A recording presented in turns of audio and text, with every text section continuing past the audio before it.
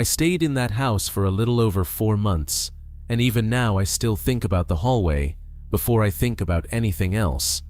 Not the yard, not the fields behind the kitchen, not even the old tamarind tree near the road. It is always the hallway that comes back first. Long, narrow, made of wood, darkened by years of smoke and oil from our hands, with 3 rooms opening into it, and the bathroom at the end. In the daytime, it was ordinary. It held the smell of soap, dried clothes, rice, coconut oil, and sometimes the damp scent that old houses keep, no matter how often they are cleaned. At night, it became something else, not because it looked different, but because it seemed to wait. I do not know a better way to say it. It simply felt like a part of the house that listened.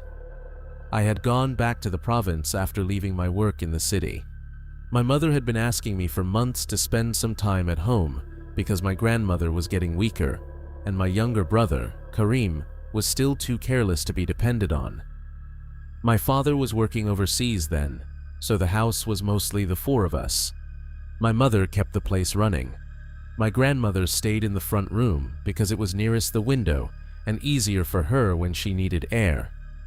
Karim and I used the room across from hers, though I often slept on a mat in the sala when the heat became too much. The last room was my mother's.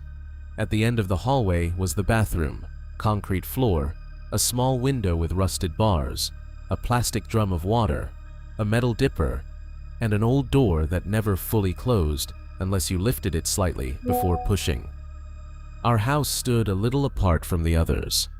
There were a few neighboring homes, but not close enough for casual voices to carry at night. After 9, the road outside became empty. The fields behind us were flat and dark, and when the wind died, you could hear almost nothing beyond the weak ticking of insects and the sound of someone in the house turning in bed. We were used to silence. In the city, silence has gaps in it because cars keep passing and somebody is always awake nearby. In that place, silence was full and unbroken. When a spoon touched a cup in the kitchen after midnight, everyone heard it. The first few weeks were normal. I settled into the old routine without much effort. I woke early, swept the front yard, helped my mother with the chickens, checked the water drums, repaired a section of the back fence that had begun to lean, and spent the afternoons doing whatever quiet work I could find. At night, we ate together, sat for a while under the dim yellow bulb in the sala, and then, one by one, went to sleep. My grandmother liked to talk after dinner. She told the same stories she always told, about floods from years ago, neighbors who had long since died, and the habits people should keep in old houses. She still believed there were certain things you should not do after dark. Do not whistle indoors. Do not dump hot water outside without saying a word first. Do not answer immediately when someone calls your name from another room if you have not heard their footsteps. Karim laughed at all of that. My mother did not laugh, but she said nothing either. She just listened and folded clothes. The first disturbance was so small I would not have remembered it if nothing else had followed. I got up one night to use the bathroom. It must have been around 1 or 2 in the morning.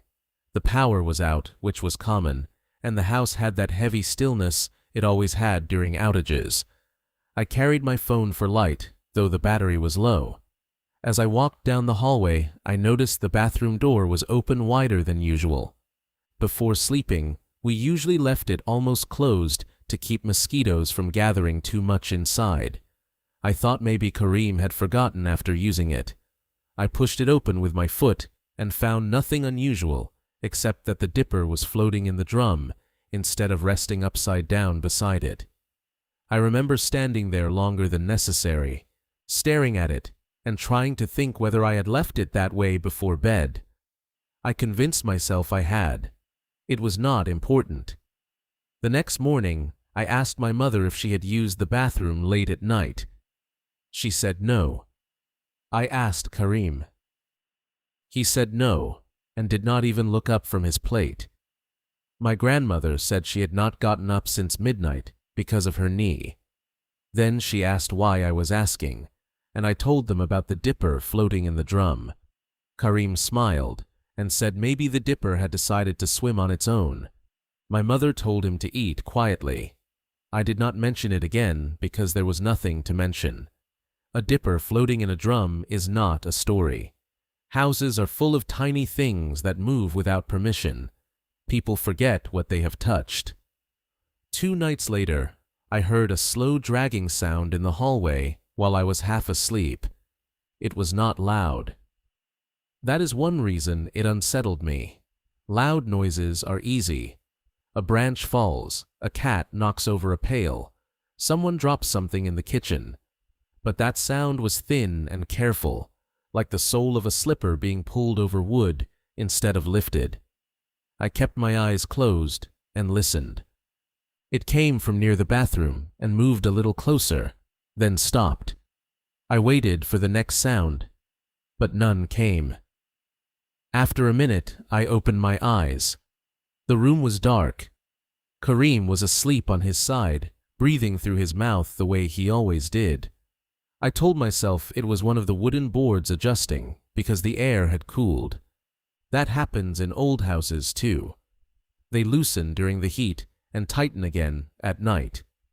If you live long enough in one place, you learn to give ordinary things ordinary names so you can go on sleeping. In the morning, I found one of my slippers in the hallway. It was near my mother's door, turned sideways as if I had kicked it off while walking. The other slipper was beside my mat, where I had left it. I asked Karim if he had taken it as a joke. He said he had not. My mother said maybe I had gone out of the room at night and forgotten. I said maybe. That answer was good enough for everyone. It was good enough for me too, or I wanted it to be. The disturbances repeated, but never in a way strong enough to become proof. A spoon left on the table would be found in the sink. A room we knew had been latched would be slightly open in the morning. The bucket in the bathroom would be an inch farther from the wall than before. At first, these things only happened at night, and only one at a time. Then they began to come in patterns. If the bathroom door was left nearly shut, it would be wide open by morning. If Karim placed his school shoes under the bench in the sala, one of them would be facing the opposite direction when he woke. My mother once came out of her room and asked why I had gone into the kitchen after she had already put everything away. I told her I had not. She said she heard my steps, slow and flat, and then the faint sound of a cup being set down. When we checked, there was no cup on the table and no one in the kitchen. Even then, we did not say anything dramatic. We were a family, and families often protect themselves by making things smaller than they feel. My mother blamed fatigue. She had too much to think about and too little sleep. Karim said rats were getting bold, though there were no droppings anywhere and nothing had been chewed. My grandmother listened to all this and stayed quiet. That was what unsettled me more than the noises. She was not a woman who kept opinions to herself, but each time my mother mentioned hearing someone move in the hallway or noticing something in the wrong place, my grandmother would lower her eyes and smooth her skirt with both hands, as if she were trying to flatten a crease that only she could see. One evening, while the 3 of us were washing dishes after dinner, my grandmother called from her room and asked my mother why she had come in and stood by the bed without speaking. My mother answered from the kitchen that she had not gone in. My grandmother was still for a moment. Then she asked Karim if it had been him. Karim laughed and said he had been outside at the hand pump. No one spoke after that for a few seconds. I remember the sound of water running over a plate in my hands and the smell of soap on my fingers. Then my mother wiped her hands on her dress and went to my grandmother's room. I followed. My grandmother was sitting upright on the bed, not frightened exactly, but offended, like someone had entered without knocking. She said she had been lying down with her eyes closed, not asleep yet, when she heard a person stop by her doorway. She thought it was my mother because the steps were light. She opened her eyes and saw a shape standing near the foot of the bed. It looked like a person, she said, but the room was already dim, and she only saw the outline against the hallway light. She asked what my mother needed. The shape did not answer. She thought maybe my mother was annoyed with her, so she pushed herself up to sit and asked again. Then it moved away. Not quickly, not hiding. It simply left. She said she knew by then it was not my mother because she did not hear the sound of cloth or the slight cough my mother always gave before speaking. She only heard steps, one after the other, slow, toward the bathroom. Karim tried to make light of it, but he did it less convincingly this time. My mother told my grandmother maybe she had dreamed it. My grandmother answered in a calm voice that she had not dreamed it, and she asked my mother for the small bottle of oil she kept beside her pillow. She rubbed some on her palms and forehead and began quietly reciting verses under her breath. I remember that because it was the first time anyone in the house answered the disturbances as if they were more than household accidents. After that, we all noticed more. It was as if once the idea entered the house, it became easier to recognize. Or maybe the thing itself had become less careful. I cannot say. Karim complained one morning that someone had knocked softly on our room door before dawn. He assumed it was me and told the person to come in. No one answered. He sat up, expecting to see me in the doorway, but the room was empty and I was asleep on the mat. I asked why he had not said anything immediately. He shrugged and said he had felt embarrassed after realizing it might have been nothing. That was exactly how it worked. Nothing was ever large enough in the moment to justify the fear it left behind. One night, my mother and I stayed up later than usual because she was mending one of my father's old shirts to pass the time. Karim had already gone to bed. My grandmother had been asleep for almost an hour. There was only one bulb on in the sala, and from where I sat, I could see part of the hallway, including my mother's door and the dark stretch beyond it. We were talking in low voices about my father's contract and whether he might return by the end of the year when my mother suddenly stopped sewing and looked down to the hallway. I asked her what was wrong. She did not answer right away. She kept watching the darkness near the bathroom, then said, very quietly, "I thought Karim was there." I looked too. There was nothing.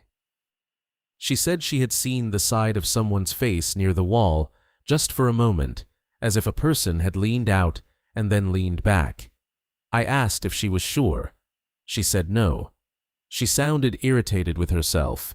Then she folded the shirt and told me to turn off the light because it was late. As I stood up, I heard a soft movement from inside the bathroom. It was the sound of the dipper brushing the wall of the drum. My mother heard it too.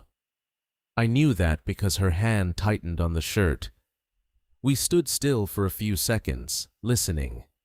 Then she said maybe one of us had not said it properly, and it had slipped. Her voice was steady. I was grateful for that. I walked down the hallway and pushed the bathroom door open. The floor was dry. The dipper hung on its nail. The drum was still. I checked behind the door, though there was nowhere for anyone to hide. When I came back, my mother had already gone into her room and closed the door. The next day, she told me not to leave the bathroom door open at night anymore. I said I rarely did. She said then, make sure Karim does not. I knew from the way she spoke that the instruction was not about mosquitoes. There is a kind of fear that does not arrive all at once. It settles in the routines and changes them little by little. We began sleeping with our doors less open than before. My mother started leaving a light on in the kitchen, saying she did not want to trip if she got up at night. My grandmother kept a small recitation playing softly from her old radio until the batteries weakened. Karim, who used to wander half asleep to drink water in the dark, began waking me if he needed to go to the bathroom. He said it was because he was tired, but I knew why. The strangest part was that whatever moved in the house never showed itself properly. We only ever noticed after it had changed position, after a door had shifted, after a sound had already ended, after a figure had left the edge of vision. If you turned your head fast enough, nothing was there. If you walked to the place where you thought someone had been standing, the space was empty and plain. That is why for a long time I kept hoping it was all made from tired minds and an old house. A real thing would have been easier. A rat you can trap. A thief you can confront. Even an animal in the ceiling has a pattern you can learn. This had no shape that held long enough to become one thing. My grandmother was the first to say aloud what she believed. She did it one afternoon while my mother was in the yard hanging clothes and Kareem was at school. I was fixing the loose latch on the bathroom door because it had begun slipping more often. She watched me from her bed and asked if I had heard anyone call my name at night. I said no. She nodded and told me if I ever did, I should answer only after seeing who had called. If I heard my mother's voice from the bathroom while my mother's room door was closed, I should not go near it immediately. If I heard Kareem asking me something from the hallway and his slippers were still at the bedside, I should stay where I was and wake someone else first. I asked her why she was telling me that. She said in a house like ours, on land like ours, there are things that notice habits. They watch who walks where, who calls whom, who wakes easily, who is slow to doubt. Sometimes they only want to disturb. Sometimes they want to be acknowledged. She said the worst thing is when they learn a person's voice well enough to sound almost right. Almost, she repeated. Never exactly right. There is always something missing. Warmth, usually, or impatience, or the small flaws that belong to a real person. I asked if she thought something was in the house. She looked past me toward the hallway and said, I think something has been inside for a while. We only started noticing it recently. That stayed with me longer than I wanted. Not that something had come, but that it had already been there. That same week, Kareem told me he woke one night because he heard our mother whispering outside our room. He could not make out the words, only the shape of her voice. He thought she was speaking to me, so he stayed still. Then he heard a second sound that bothered him enough to open his eyes. It was the scrape of fingers on the wood of the door frame, light and slow, as if someone was feeling the edge. He said he almost sat up, but at that moment he heard our mother cough from her room across the hall. The whispering stopped. He did not sleep much after that. My mother became thinner over those weeks. She still worked and moved through the day as she always had, but her patience shortened. Once, while preparing rice, she asked me why I had gone into her room before dawn and stood by the dresser. I told her again that I had not. She said she had been awake because of the heat. She saw a shape pass her doorway and stop inside the room. She assumed it was me looking for a shirt. Then it bent slightly, as though searching near the dresser. She was about to ask what I needed when it moved back into the hallway. She did not see the face, only the body, and the familiar way I slightly lean on one leg when I stand. That detail made the story worse. If she had said it looked vaguely like me, I could have dismissed it. But she did not. She said it moved like me. I wanted to tell her she must have been mistaken, but the truth was I had begun noticing similar imitations myself. One night, not long after midnight, I was awake on my mat in the sala because the power had gone again, and the heat in our room was difficult.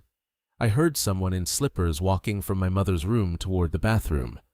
The steps were light, measured, and slightly inward at the heel. My mother walked like that. I looked up in time to see a shape pass the mouth of the hallway. There was just enough moonlight from the front window to show the side of a dress and the outline of a shoulder.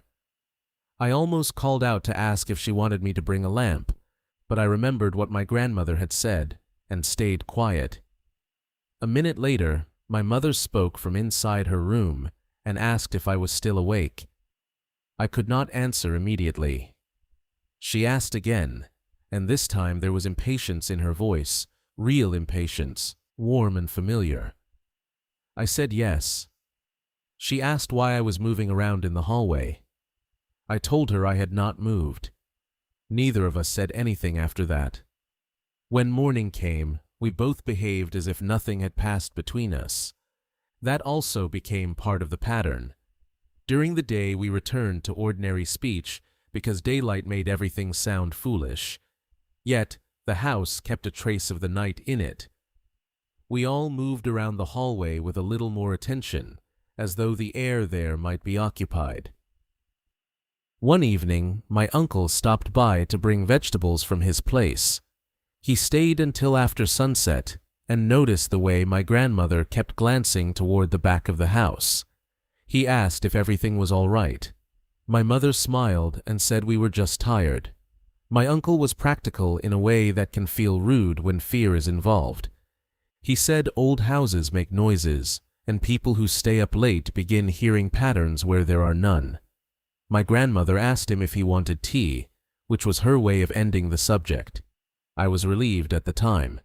I did not want outside people involved. The house felt private in its unease. I did not want someone coming in with boots and loud opinions and turning it into a story we had to defend. The nights grew worse after a stretch of heavy rain. The wood in the hallway stayed damp. Doors swelled and stuck. The bathroom smelled faintly of wet cement. One night, I woke because I heard the bathroom door lift slightly on its loose hinge, the way it did when someone knew to pull it before opening. Then came the soft steps, not toward a room, but from the bathroom toward the middle of the hallway, where they stopped. I listened for breathing and heard none. After maybe 10 seconds, the steps resumed, this time toward my grandmother's room. I sat up in bed and looked across the darkness. The doorway was only a deeper black shape within the room, but I could see no one there. Then my grandmother began reciting under her breath, not in panic, calmly, like a person continuing something she had already started in her mind. The steps stopped.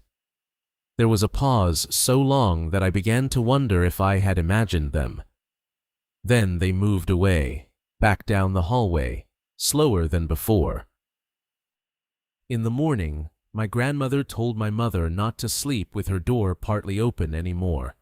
My mother asked why. My grandmother said because whatever was moving had become bold enough to approach beds. Kareem heard that and went quiet for the rest of breakfast. The first time I heard a voice clearly enough to recognize it, it was Kareem's. He whispered my name from the bathroom just before dawn. I was awake, but had not moved yet.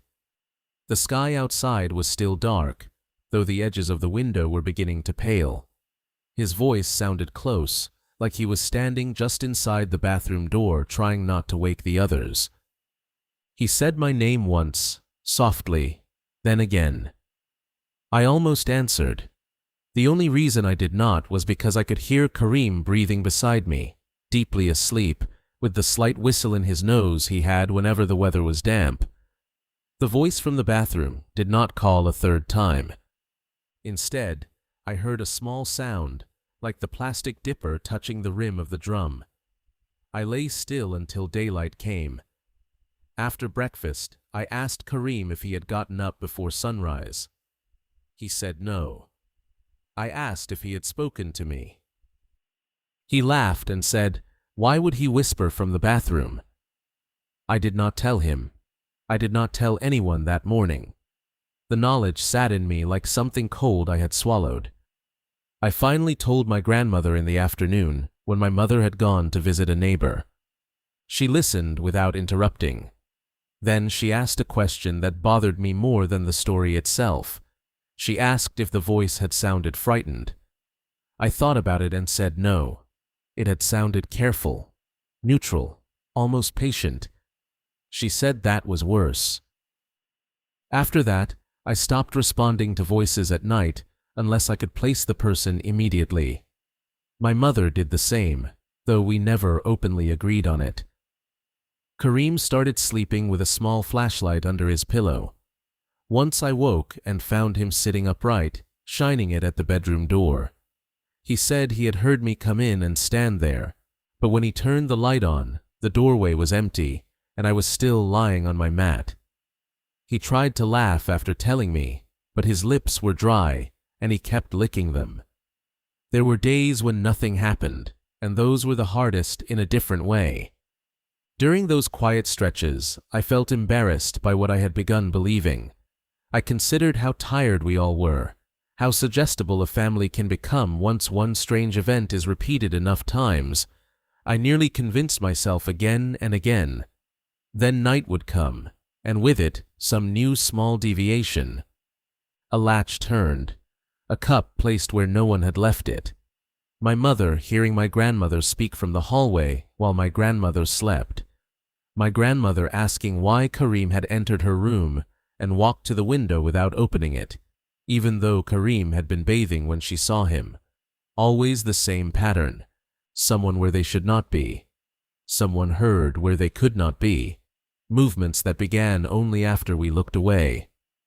The thing seemed to prefer the spaces between certainty. Doorways, half light, the moment after one person had gone to bed and before another had settled.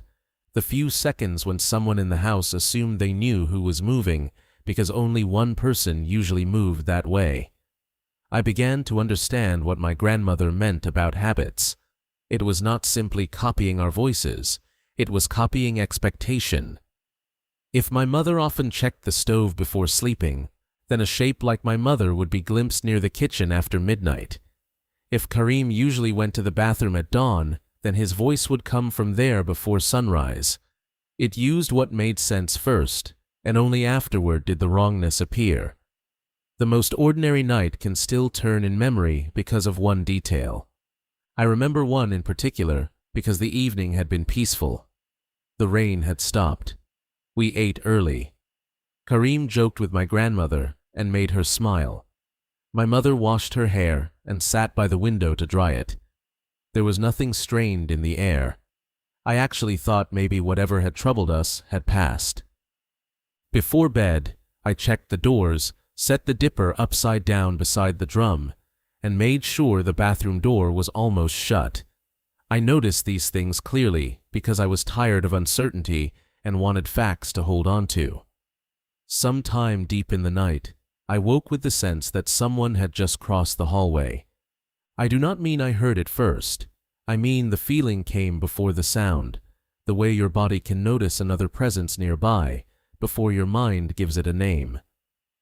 Then I heard the faint lift of the bathroom door.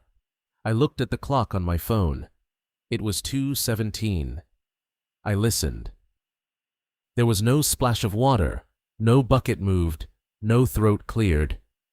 Then, from the hallway, my mother said my name. Not loudly, just as she would if she were checking whether I was awake. I did not answer. A few seconds passed. Then she said it again, with a little more insistence. I turned to look across the room. My mother's door was closed. No light underneath. I kept still. After another pause, the voice said, "Open the door." It took me a moment to understand why those words frightened me more than hearing my name. My mother would never say that from the hallway. If she wanted me awake, she would tap the frame or just come in. And my room door was already open halfway. There was nothing to open. I heard one step closer, then another. Slow, flat, deliberate. Kareem was awake by then. I knew because his breathing had changed.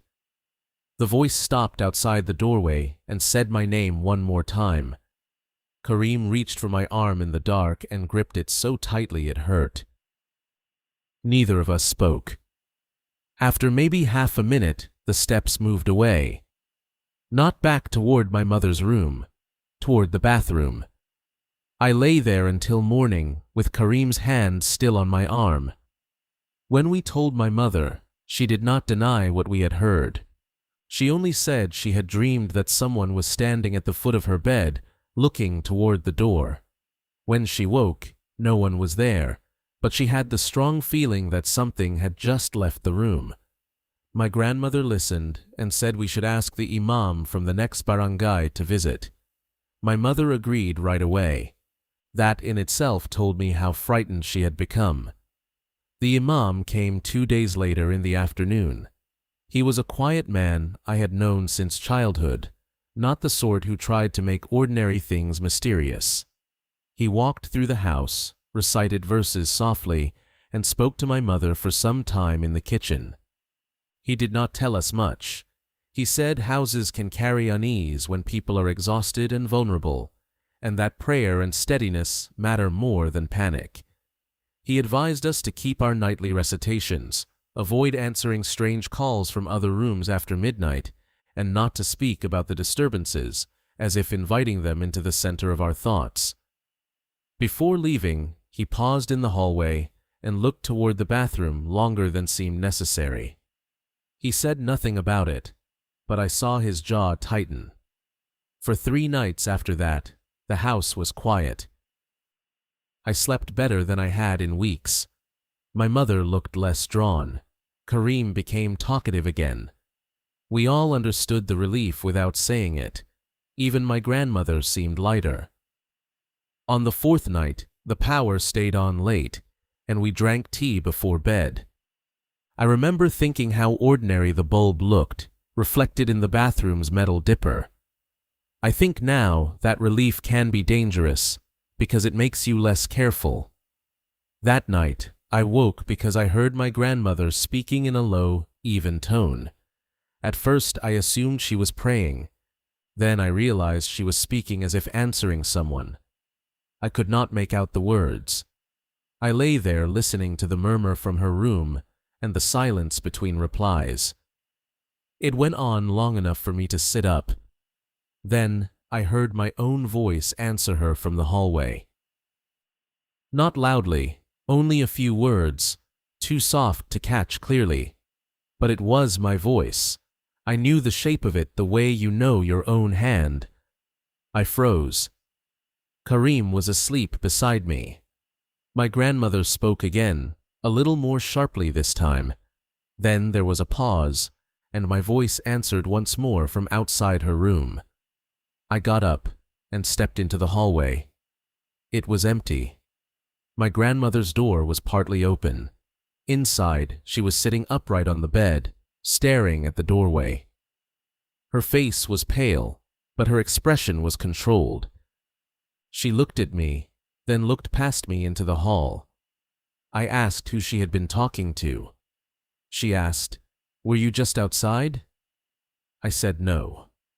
She closed her eyes for a second, opened them again, and said, "It was asking if I needed water." I remember every detail of that moment.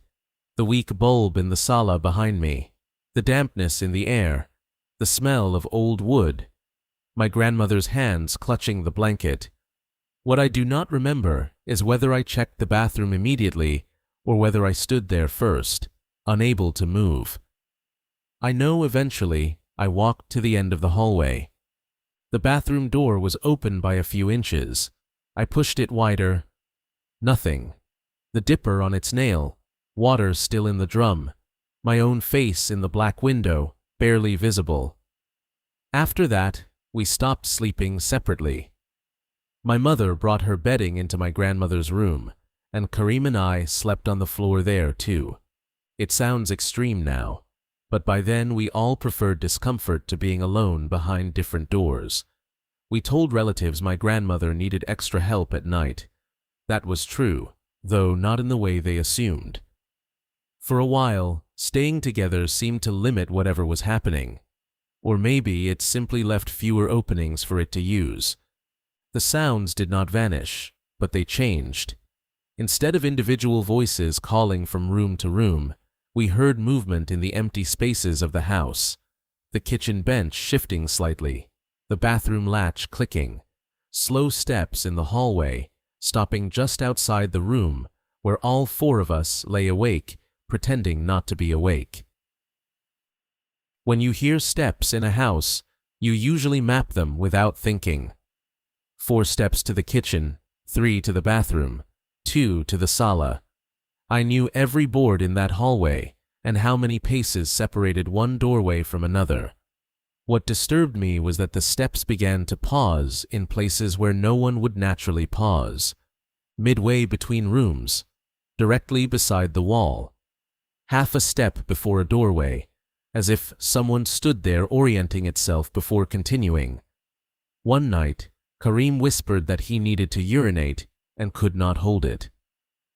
My mother told him to wait until dawn. He said he could not. My grandmother handed me the flashlight and said to go with him. We both hesitated, which would have seemed absurd to anyone watching. It was only 10 paces to the bathroom. Still, we went together. I opened the door, checked inside, and stood outside while Karim used it. He finished quickly and came out fastening his shorts. As we turned back toward the room, the flashlight beam swept along the hallway wall and caught, for just a second, the shape of another shadow between our own shadows. I stopped and shone the light back. There was only the wall. Karim asked what was wrong. I said nothing. We returned to the room, and I lay awake until dawn. By then, my mind had begun doing things I disliked. Each time one of my family members spoke from another room, I listened for the small warmth my grandmother had mentioned, the natural flaws in a real voice. Each time someone passed the doorway, I checked whether the steps matched the person's usual rhythm. I watched them without wanting to. Fear had made me suspicious of the people I loved, not because I thought they themselves were false, but because I no longer trusted the first version of anything I perceived at night. It is a miserable way to live. You begin doubting your own relief. Even when my mother touched my shoulder, I sometimes had the shameful impulse to look up too quickly, as if I needed confirmation that she was truly herself. The realization came on a night that began quietly enough. The power had failed just after dinner and had not returned.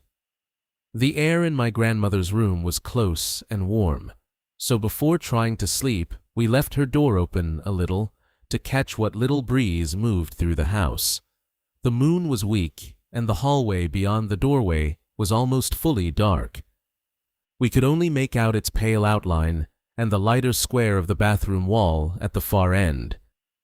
My grandmother fell asleep first. Karim lay beside me, restless but silent. My mother whispered that she was going to the kitchen to check whether she had left the kettle uncovered. I heard her get up, heard the soft drag of her slippers crossing the floor, heard her pass through the doorway. Then, before I heard her reach the kitchen, I heard her voice from the bathroom at the end of the hallway. She said my name in a low tone, the way a mother does when she does not want to alarm a child. I sat up. At that same moment, from just outside the room on the left side, I heard the real sound of my mother's slippers continue toward the kitchen. 2 movements, 2 positions. Same person. I cannot explain how clearly I understood it then. There was no confusion left, no possibility of tiredness or mishearing. One of my mother's sounds was false, and it was standing near the bathroom speaking with her voice while she herself was still walking away. I said nothing because my throat had gone tight. Karim felt me sit up and whispered what was wrong. Before I could answer, the voice from the bathroom spoke again, still in my mother's tone. "Come here for a moment." The real kitchen shelf creaked under my mother's hand. I think that was the point at which Karim understood too, because he grabbed the blanket and pulled it over himself without a word.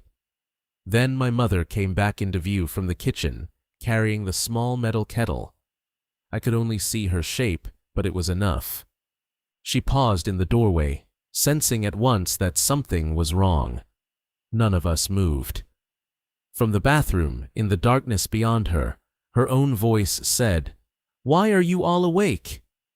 My mother did not scream. Neither did I. The shock was too deep for that. She stepped backward into the room without turning her back on the hallway and set the kettle down so slowly that it made almost no sound. My grandmother woke and sat up. Karim began reciting under his breath so fast the words ran into each other. The voice in the hallway did not repeat itself. Instead, we heard a soft movement, the kind made by a hand sliding along the wooden wall, followed by one slow step, then another, coming nearer. My mother shut the door. It was an old door, thin wood, simple latch. It had never felt like protection before. She pressed her palm against it, while my grandmother recited in a stronger voice. I held the flashlight, but did not turn it on. I do not know why. Maybe I did not want to see the light fall under the door and outline feet on the other side. Maybe some part of me believed that if we did not look, it could not complete whatever it was trying to do. The steps came right up to the door and stopped. There was no breathing, no rustle of cloth, just the presence of something immediately outside, patient and very still. Then, in a voice so like mine that for one terrible second I thought I had spoken without knowing it, it said, "Open the door." My mother closed her eyes. My grandmother kept reciting. Karim began to cry quietly, trying not to make a sound. The voice did not ask again. A moment later, it moved away, the steps passing back into the hallway one by one until we could no longer hear them. We remained awake until morning light entered the room. Only then did my mother unlatch the door. The hallway was empty. The bathroom door stood open. Inside, the dipper floated in the drum. That was the point after which the house no longer felt like ours. We stayed only because leaving immediately was not simple. My mother arranged for us to spend several nights with an aunt in the neighboring barangay while she and my uncle discussed what to do. We told relatives my grandmother was not sleeping well and needed a busier house around her. Again, that was true in its own way. We carried clothes and medicines out during daylight. None of us wanted to be there after sunset. Even so, my mother had to return during the day to check on the chickens and gather more things. She never went alone after that. People asked if something had happened in the house. My mother only said it was too isolated for my grandmother now. My uncle talked about repairs and the difficulty of maintaining an old structure. Those explanations were respectable and understandable. No one pressed harder. In rural places, people often know when not to ask directly. They may not believe your exact story, but they understand there are reasons a family leaves a house before its time. We thought distance would end it. For the most part, it did. At my aunt's house, we slept among cousins, children, radio noise, neighbors' voices, and the ordinary clutter of many people living close together. Nothing strange happened there. I began to feel ashamed of how frightened I had been, not because I thought I had imagined it, but because fear loses shape once you leave the place that formed it. A hallway is powerful only while you still expect it to be waiting outside your door. A month later, my mother decided to visit the old house in the afternoon to sort through some remaining trunks and kitchen things. I went with her. We arrived before noon and worked steadily. In daylight, the rooms were plain again. Dust on the shelves, sun on the floorboards, the bathroom only a bathroom. I remember feeling anger more than fear, as if the house had somehow humiliated us by becoming ordinary when anyone might look at it. By late afternoon, we had filled 2 sacks. My mother asked me to carry one to the tricycle waiting outside the gate. As I crossed the yard, I realized I had forgotten my phone on the table in my grandmother's room. I set the sack down and went back inside. The house was quiet in the way empty houses are quiet, with a thin echo under every footstep. My mother was in the kitchen. I could hear plates touching. I walked through the hallway toward the front room. As I reached the middle, I heard my own voice from the bathroom say, very softly, "I found it." I stopped so suddenly my knee hurt. My phone was in my pocket. I did not turn toward the bathroom. I did not check whether the door was open. I simply stepped backward until I reached the kitchen and found my mother.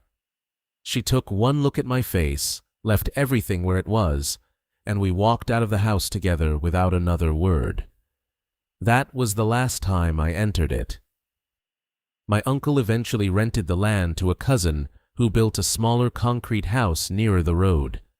The old wooden house stood empty for years before part of the roof collapsed. People used the yard, but no one slept inside. Sometimes my mother said it was because the repairs would have cost too much. Sometimes she said old houses become unsafe when left alone. Both things were true. My grandmother died at my aunt's place 2 years later and never asked to return. Kareem finished school and moved away. My father came home for a while, listened to our softened version of what had happened, and did not press us. Families know when a story has sharp edges that should not be handled too much. I am older now. I have lived in apartments, dormitories, boarding houses, and once in a crowded city street where motorcycles passed below my window until dawn. None of those places frightened me the way that rural house did. Noise is a kind of mercy. Noise interrupts whatever the mind might otherwise complete. Silence allows patterns to form. There is only one thing I have never been able to explain to myself in a way that feels honest. A few years after we left, Kareem called me late one night while I was living in the city. He asked if I remembered the way our mother used to call us softly from the hallway when she did not want to wake our grandmother. I said yes. He was quiet for a moment and then said that sometimes, when he is very tired and just about to sleep, he hears that same tone outside his room. Not words, only the beginning of his name. He always checks right away, and no one is there. He asked if that had ever happened to me. I lied and told him no. The truth is that once in a while, usually during the hour when the house is still and every appliance has settled, I hear a small sound from my bathroom. The brush of plastic against tile. The light touch of something being set down. It never happens when anyone else is awake. I have checked the pipes, the bucket, the window, every ordinary cause I can think of. Sometimes I even laugh at myself afterward. But I still do one thing I learned in that old house. If a voice calls my name at night from the other side of a dark room, I do not answer until I have seen who is standing there.